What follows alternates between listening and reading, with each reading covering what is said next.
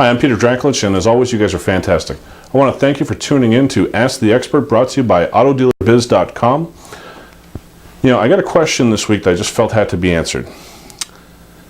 It was sent in by Mike P., who's a manager for a Ford dealership in Michigan. He wrote, "How do I keep my sales staff motivated in these times?" Here's the way I see it. Most managers that I meet in stores haven't been in the business long enough to understand the slowdowns. This market was hot for so long that the managers were never trained, or the managers just didn't train their sales staff on how to do anything except handle an abundant flow of customers with an efficient process. Well, all these leads were generated by heavy advertising. Now that this advertising isn't producing heavy leads, what do? This method's what I refer to as process selling. Well, if you haven't heard, you should know that this business is about two things: people and processes. Well, now that the markets have shrunk, we're in what I call the people selling phase. This is a phase that most executive managers hate. In this market, your salespeople and managers who are trained in relationship and network selling will do well. Your salespeople and managers who are process robots will struggle.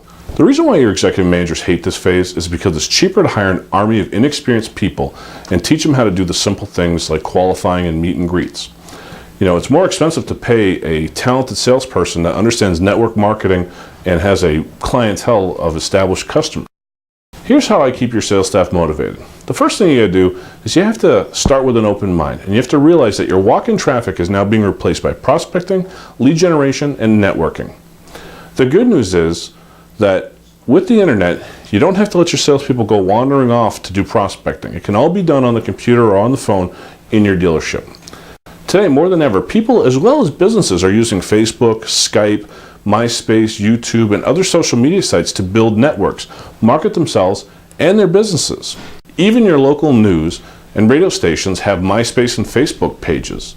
It sounds a bit unorthodox to let your employees go online to chat, upload pictures, or just respond to comments on their social pages.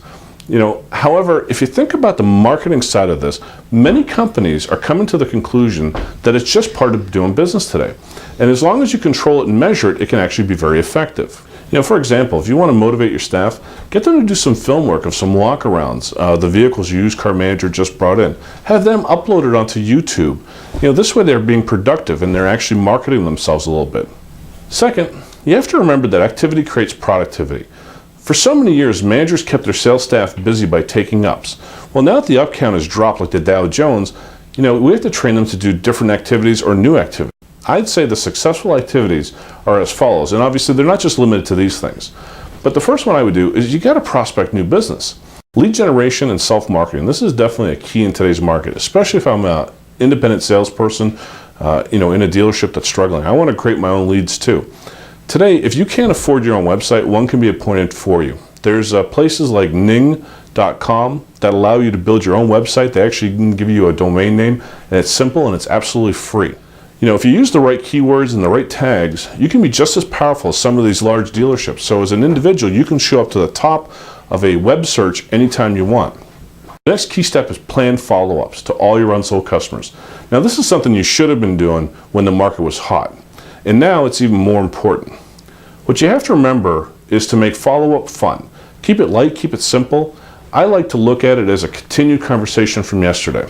Here's the last thing. If I'm a manager or even a salesperson with some authority in my store, I want to create a flexible routine. Remember, we got to work with the staff right now to create a routine that keeps the daily activities fun and productive. You should be flexible for a while until everyone gets adjusted. Remember to have fun creating a power selling machine that can produce leads and close deals in this market. If you have any questions about what I've said, or if you have a question that you'd like to ask the expert, please send them to peter@drivingupsales.com and I'll be happy to get back to you. I want to thank you again for watching Ask the Expert, brought to you by AutoDealerBiz.com and Driving Up Sales. I'm Peter Drakulich, and remember, the only thing stopping you is you. Keep driving up sales.